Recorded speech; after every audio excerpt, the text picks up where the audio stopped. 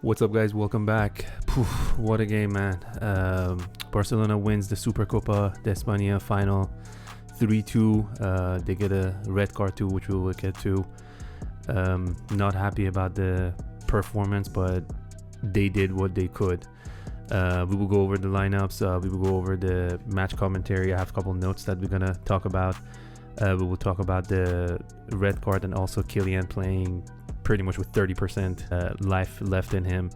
Let's go over the lineups first. I brought up the lineup for you guys so we can take a look at it. Barcelona starts the game with Joan Garcia in the game, Koundé, Kubarsi, Garcia in the middle, and Balde on the left. We already knew that's how they're gonna start the game.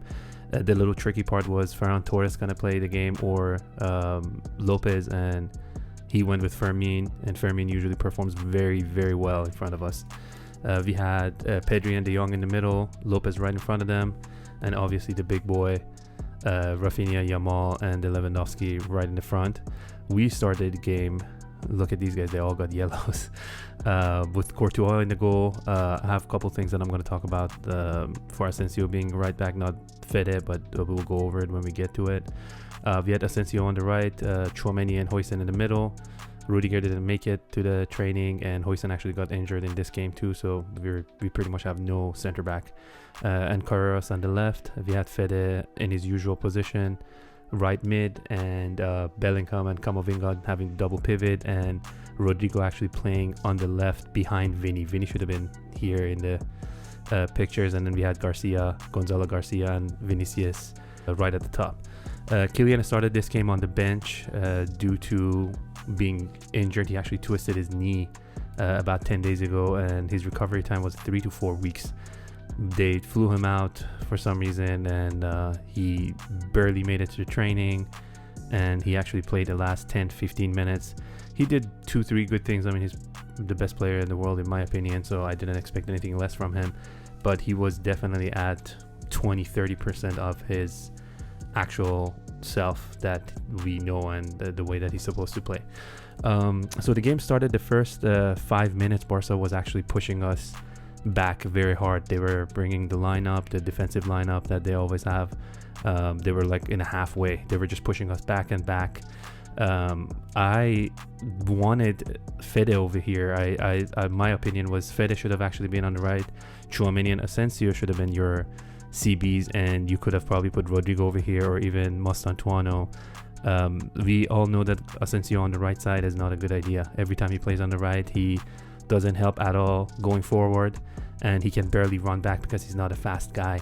So I don't know why Xavi decided to put him in the right back, even though he used Fede as a right back in front of Atletico and actually played well. I don't know why he would change his plan last minute for Barcelona. Maybe he wanted to catch him off guard. Maybe he wanted Fede a little bit more forward, but as you guys can see, it was a wrong decision.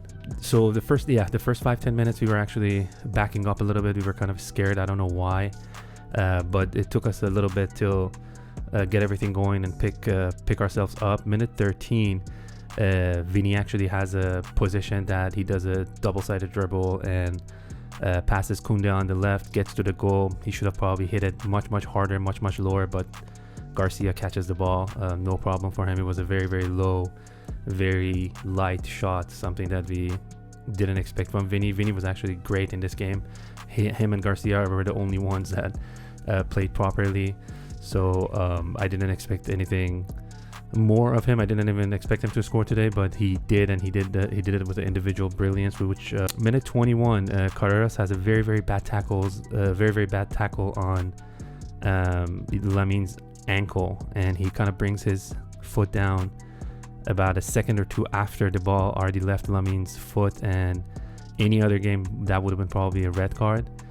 The ref, I think, gave him a yellow. It looks like he did have a yellow, most likely for that, but VAR usually doesn't intervene unless it's a clear error, so it wasn't something that they had to intervene, and it was kind of like the beginning of the game, like minute 21, so nothing that you can give him a straight red to, but it was pretty reckless. I expect him to be to watching the players better before they pass him, before they pass the ball and then stepping on their ankles. Rafinha gets the ball in minute 34, and he was the only guy that I was scared of. We were watching the game with a couple of my Madridista friends, and I was telling him the only guy that I'm scared of is actually Rafinha. And of course, he's the one that in minute 34, he actually missed it really bad. And we were kind of clapping. We were like, yeah, look at this guy. He can perform in front of us. And then right as we were talking, minute 35, he scored his beautiful goal. Pulls it to the left, right in between Tchouaméni's legs. Again, Tchouaméni is not a center back. He's not used to being the last guy, and the only person behind him is the goalie. He did good. He does good in front of like lower teams like Getafe, like Girona in La Liga. But when there's a trophy on the line, when there's a final in front of Barcelona, he's not your guy to be a center back. So we concede the goal, first goal, Rafinha, who else? And then we start playing. Per usual, Madrid starts playing after they get scored on. On Rafinha goal, I had no idea what Huijsen and Asensio were doing. Asensio was way ahead. He couldn't even keep up with Rafinha to come back. And Huijsen was just in his own world, I guess, trying to cover Yamal. And then Tchouaméni just goes right in front of him, opens up his foot, trying to catch the ball, and the ball goes right in the middle of his foot, bottom corner. And for any keeper, especially somebody that is 6'7", to reach down that fast and all the way to the corner, it's very, very hard. So I didn't expect Courtois to save that ball either. Right after that, 5 minutes after, minute 40, Fermin actually catches the ball, and that was probably a goal too, but thanks to heroic from Courtois again, he actually kicks the ball out, and they get a corner out of that one. Then finally, minute 46, Vini gets the ball in the corner, and we're all like, pass it, because he actually was getting double teamed with Pedri and Koundé. Takes them all to the corner of the box, goes right in the middle of both of them through Koundé's legs, and he was right in the box. Nobody could have touched him because that would have been penalty. Kubarsi comes right in the front, but again, he can't touch him. He just goes around him and hits the beautiful, beautiful goal. Individual brilliance from Vinicius, and this is the Vini that we're all asking for. This is the Vini that we always want to see, and he should put this effort, this type of commitment every single game. That's the Vini that we know, that's the Vini that we love, and hopefully he gets back to his heights and he gets back to his prime like he was 2 years ago. And as Madrid already celebrating the goal and everything is okay, we're 1-1. They think they're going to close the half 1-1. Beautiful pass from the back, and Lewandowski, just one touch. He's a killer number 9. Right after Karim, honestly, I think he's probably one of the craziest number 9 I've seen in my lifetime. You give him one chance, one shot, and he makes you pay just like that. And we are 2-1 down, and it's already minute 46, and everybody thinks the halftime is done 2-1, but you're mistaking. Minute 51, Rodrigo takes a corner. It's been a long time that we actually haven't scored from a set piece.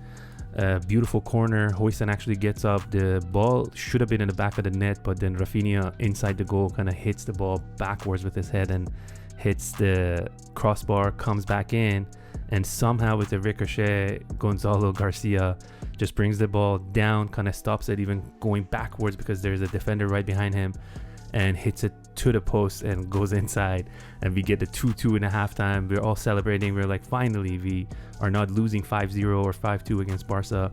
We're closing the half strong. Hopefully we're gonna have a great second half. Minute 52, Jude brings down De Jong right behind the box. As we were watching it, you kind of think it was a penalty, especially De Jong kind of like pushed himself forward and fell like way ahead of the ball, but after looking at the replay, it was right behind the zone 14, and Rafinha actually comes and takes that free kick, which was super close, and I was very scared, but he kind of dips it over and it goes over the bar. So, and then minute 56, Barca starts doing a crazy counterattack, which would have probably gone towards the goal, and Asensio hits Pedri from the back. Barca players all go towards the ref, and they wanted the red for that, but I think he got a yellow for that, or he didn't even get a card. I feel like he did get a yellow right here. Yes, he did get a yellow for that tackle, but Barca players all wanted red. And in my opinion, if it was closer and if there was nobody ahead of him, I feel like there was other defenders that could have catch up to him. So yellow is a right call, but all the Barca players and Barca coaches and everybody wanted the red for that for sure. And minute 70, Courtois denies Yamal 100% goal, man. Like, they actually cut inside and Yamal was just straight right on the penalty line in front of Courtois. He kind of fell as he was hitting the ball, but the ball was in the box, not unless, and Courtois saves it again. Courtois had 3 or 4 great saves. He saved like good 3-4 goals for us for sure, per usual.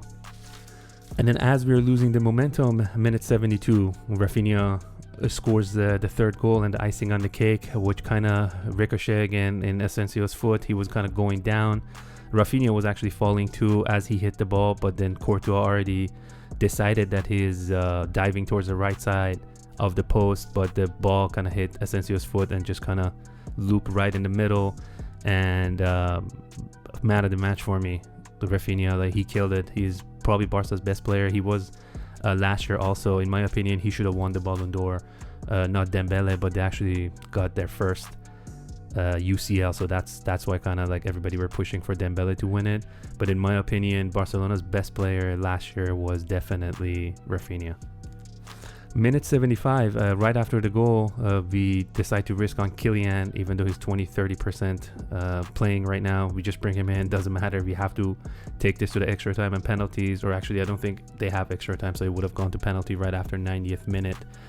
We bring Kylian. He did 2-3 good plays, because again, he's the best player in the world in my opinion, but he's just not at 100%, and you're just throwing him the last 20 minutes of the game inside. He's not going to get that much done for you. And then minute 81, Xabi decides to pull out the only two players that actually played great for him, Gonzalo and Vinicius. If they were not injured, I have no idea why he pulled them out. And then he brings Kylian, and he brings in Arda. Arda actually played really well. We had 2 opportunities, which we will get to, that Arda created, but unfortunately we didn't have anybody to finish it for us. We pushed a lot. We brought in Mastantuono, we brought in Ceballos, we brought in Alaba, which I didn't agree with, and we brought in Güler and Kylian, and unfortunately none of them paid off. We did all 5 substitutions and none of them were good. I don't think any Madridistas would disagree with me that Xabi's changes, his substitutions are just like Carlo, even worse. He doesn't read the game properly. He pulls the people that were playing good, and then he brings in the people that can make no difference. Like, what's the difference between Alaba? Like, I would rather to have Tchouaméni in there. I would rather to move Asensio to the middle and put Fede there. I would even use Jude or Camavinga as a right back or left back before putting Alaba in. So definitely not a great decision by Xabi, but we're used to it. So at this point, I kind of can read it. There's just like 5-6 players that he always rotates in between, so we kind of know what his plans are. Minute 90, Kylian gets the ball in the corner, passes Yamal, and then when he tries to pass De Jong, he tackles from the side and actually brings his foot up and hits Kylian on the knee. When we were watching it live, I thought it's just yellow and nothing crazy, but as we looked at it and VAR looked at it, VAR went to the VAR and they decided that it's a red card because it was a reckless challenge. It could have actually mess up his knee, especially the guy that just twisted his knee and he's playing 2 weeks in advance that is not even supposed to be on the pitch. He just went straight for his knee, and that was definitely not the right thing to do. So a straight red for De Jong is the right thing. Then minute 94, they actually throw a ball right behind our defense. Rashford goes crazy hard from the right side, but he couldn't finish it. I think he was running out of gas, and then he just hit it as hard as he could, and the ball kind of passed from Courtois' side. I was super scared of it if it was Lamine or if it was Rafinha, but Rashford, I wasn't that worried that he's gonna score. Minute 95, pretty much our last chance. Güler and Kylian do a little 1-2. Güler gets the ball on the left side, crosses it back in, it cuts it back in, it hits 2-3 people. Tchouaméni jumps over the ball, so Carreras have a better situation to hit the ball to the back of the net. He's probably 6 yards off the goal, and he just passes it to Johan Garcia. Again, I didn't expect him to score. That's Carreras, and that's your left back. But at that situation, minute 95, just hit the ball as hard as you can, So we were all expecting him to score, but just right in the middle, very slow, very soft, and Garcia catches it. And right at minute 97, we have a little corner that Thibaut actually comes forward for it also. Rodrigo crosses the ball, ricochets to the left, Kylian gets it, crosses it, and Asensio again right in the middle. Like, we should have won the game with that 2-3 chances at the end, and we could have actually finished these guys probably 4-3. But that was just the icing on the cake to kind of prove to us that we are just not at Barcelona's level. And the game finishes 3-2. Congratulations to Barcelona. They deserved it. I'm going to go over the player ratings for Madrid players. I just wanted to show you what FOTMob has for these guys. Only, honestly, 2-3 of them didn't play well, but everybody else. Koundé was great. Garcia was great. Lamine and Lewandowski were great. And obviously Rafinha, man of the match for me. I mean, he scored 2 goals and I think he had an assist, didn't he? But he played really well. He just got back from injury. It's been only a couple games, but he has his confidence back. He's the leader of that locker room for sure. Something that we are missing in Real Madrid. And then our players, Courtois got 6.1. I would probably give him 7, maybe even 8, because he had great saves. But it's FOTMob, and because of the 3 goals that he got scored on, it brings his stuff down. Asensio 5, 4-5 probably, because he wasn't going forward, he wasn't covering the back. Again, this guy is not a right back. He's a central defender. Just put him as a CB, put him next to Tchouaméni, put him next to Højsund. He should never be a right back. If you don't have Arnold, use Carvajal. If you don't have Carvajal, you use Valverde. You don't have Valverde, you use Camavinga. You don't have them, you put Jude. Like, you don't put Asensio as a right back, because every time you relied on this guy as a right back, he puts you down, just like Lucas Vazquez used to. Tchouaméni, he did great. He's not a center back. I don't blame the guy. 5-6 was probably enough, but he's not used to being the last man. He's always used to having 2-3 people behind him. But what can you expect from the guy? 5 or 6 is probably the best he could have done. Højsund was terrible. He didn't track back in the aerial. Like, you're 6'5" or something, 6'6". Like, if you cannot jump and you are not successful in aerial battles, I don't know why we bought this guy. I understand that he creates play from the back, but that's not enough as a CB. You need to actually defend first, then you can have some attacking attributes. Carreras, he did pretty well. I wish he scored that goal and we could have gone to penalty. Things would have been different. But he did everything in his power that he could. I would probably give him 6.5, 7. He's in a good ballpark. Valverde was killing it, so I would give him 7. I honestly have no idea why he pulled him out. It feels like he got injured. Something about his knee. He has a little injury sign here. I couldn't hear everything. I was watching it at the bar, so I couldn't hear the commentators, but maybe something happened and he had to pull him out. Jude wasn't the same Jude. I would give him 6, maybe 6.5, 6.4 sounds about right. He wasn't connecting properly. His tackles were terrible. He actually, that tackle from behind that almost gave them a penalty. Very, very bad decision making. Camavinga was good with his scorpion tackles and with his speed, so I will give him 7. But he wasn't enough, and he wasn't doing what he's supposed to do in a double pivot, because none of them, even him or Bellingham, were actually able to bring the ball up, so it was very hard to connect with Vini and Garcia from the midfield. Rodrigo did very well. He started in the left wing, or left mid, I should say, in his preferred position. He kind of wants to have the angle of his body towards his right side so he can actually cut in, either cross or shoot the ball. So I would give him 7, 7.5. He was playing pretty well. Garcia and Vini, both of them scored, and Gonzalo actually had an assist too, so I would give him 8, 8.5 to both of them. Both of them deserve 8 and a little higher. I just wish everybody else managed to help these two guys up front to bring the ball up properly and to be able to put the game away. I'm happy that we didn't lose crazy, or like 3-0 or 5-3 or 5-2 that everybody were predicting it, but again, I expect better performance from my team. And as we know, Xabi is not going to get sacked. I double checked everything before I came up. I saw all the headlines and everything. So far so good, but God knows, by the time he goes back to Spain and Marca and us get their hand on it, things might be a little different. And Perez actually traveled with them yesterday, and he's going to go back with them tonight, so things might be different after they land, but so far he's going to keep his job for a couple more games to come. But then all depends on his performances again in the Champions League and in La Liga. So thank you so much for watching, guys. These were my thoughts. I want to hear your thoughts too. Tell me in the comments. Tell me what you guys think. Tell me what the scoreline would have been, or what did you guys predict before the game started. I read all the comments. Don't forget to share, like, and subscribe to the channel. And I will be back for our Copa del Rey game on Wednesday. I think we got Albacete, if I'm not wrong, in a round of 16. On paper, should be a walk in the park, but we all know that Real Madrid doesn't play like that. So I don't think I'm going to have a preview for that club because I just don't know them and they're tier 2, tier 3. But I will come back as soon as the game is done. We will do a post-match review. We will go over the rating for our players. See you guys in the next game. See you guys in a couple days. And as always, Hala Madrid.